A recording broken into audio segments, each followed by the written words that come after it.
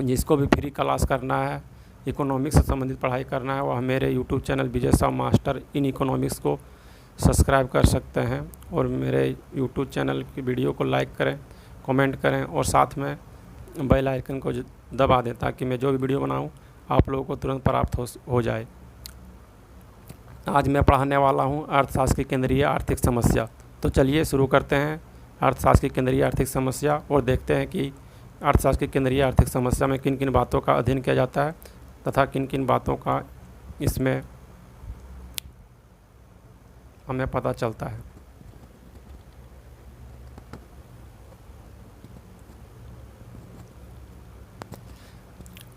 अर्थशास्त्र की केंद्रीय आर्थिक समस्या मुख्य 5 होती है। यहाँ से शुरू हुआ है, यहाँ से आप लिख सकते हैं उत्तर में। अर्थशास्त्र की केंद्रीय आर्थिक समस्या मुख्य 5 होती है जो निम्नलिखित है। क्या उत्पादन, नंबर पहला केंद्रीय आर्थिक समस्या है क्या उत्पादन किया जाए, कैसे उत्पादन किया जाए। तो तीसरा में किसके लिए उत्पादन किया जाए। चौथा में साधनों का कुशलता उपयोग कैसे किया जाए। पांचवा केंद्रीय आर्थिक समस्या है आर्थिक विकास की दर को कैसे बढ़ाया जाए। ये किसी भी देश की अथवा भारत देश की केंद्रीय आर्थिक समस्या है। केंद्रीय आर्थिक समस्या उत्पन्न होने का मुख्य कारण साधनों का सीमित होना और आवश्यकताओं का सीमित होना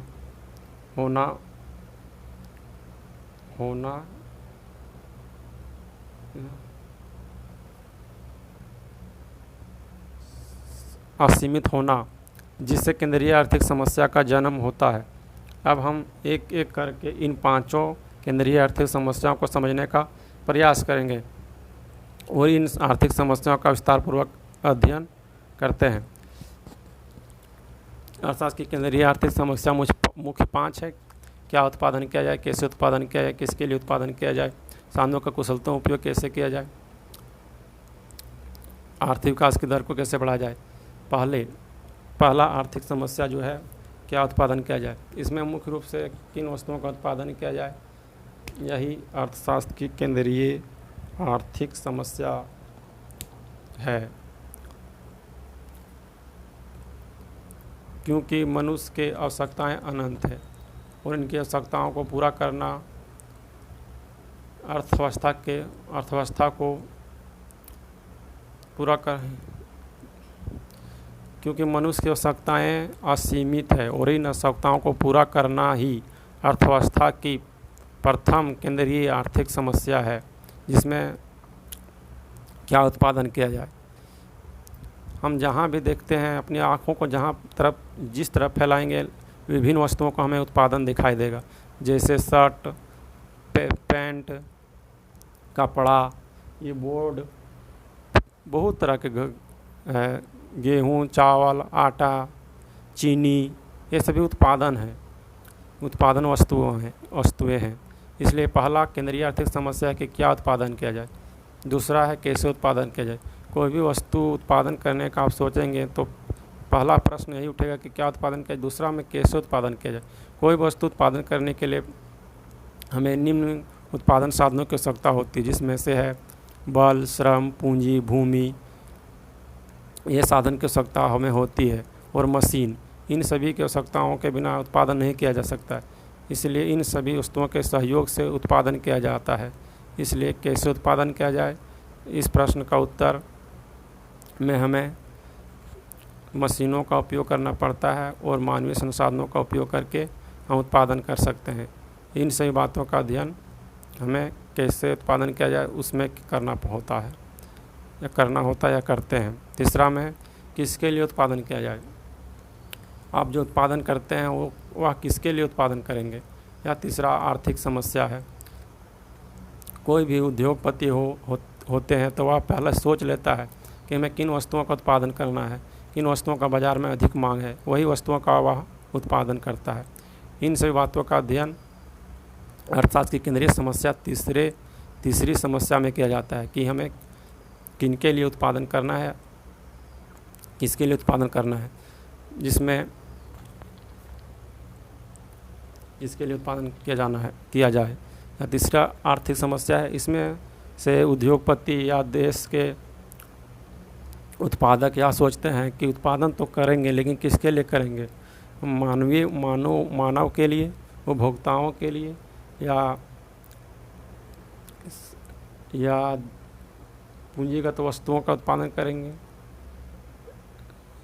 यही से बातों का अध्ययन किया जाता है। या खाद्य पदार्थों का उत्पादन करेंगे, जैसे जैसे गेहूं का उत्पादन करेंगे या बिस्कुट का उत्पादन करेंगे, ये सभी बातों का अध्ययन किया जाता है कि किसके लिए उत्पादन किया जाए के अंतर्गत।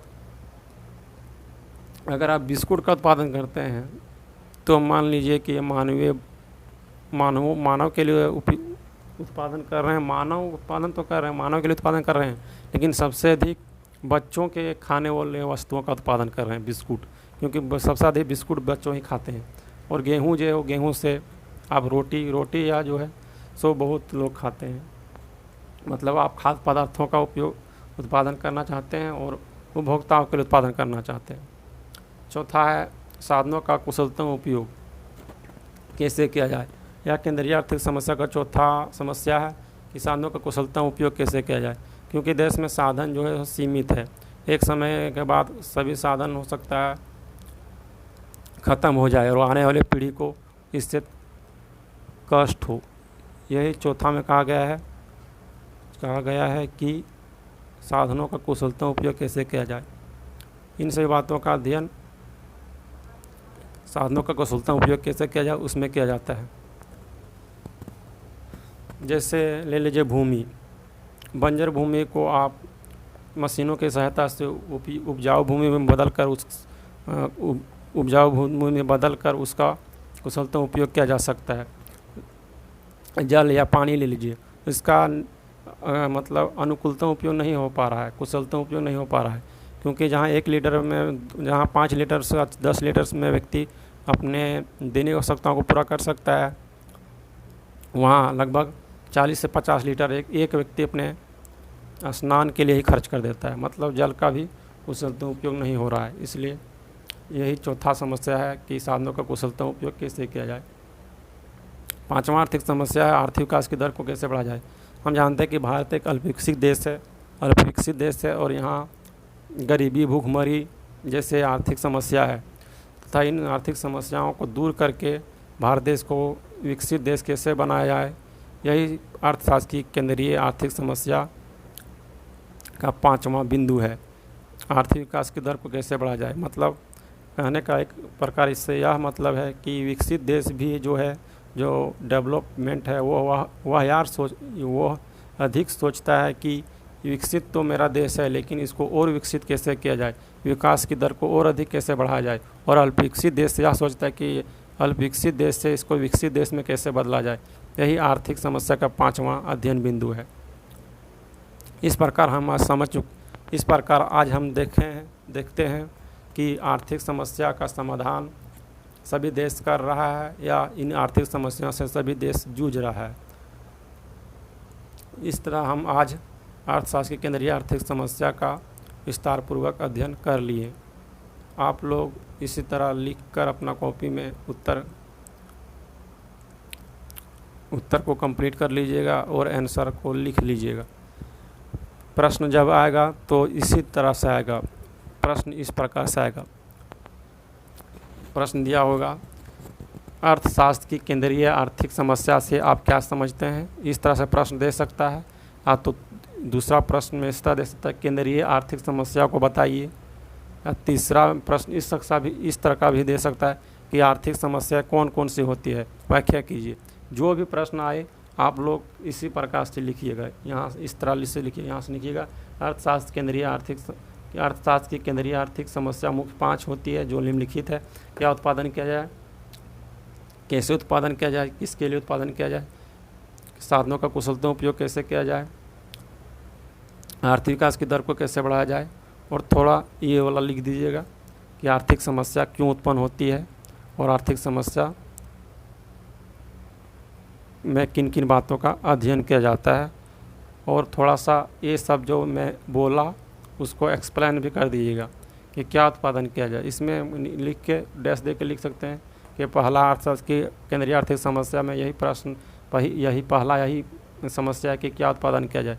क्योंकि साधन तो सीमित है और आवश्यकता अनंत है, इसलिए जो बहुत महत्वपूर्ण होते हैं इन सभी वस्तुओं का ही उत्पादन करना चाहिए।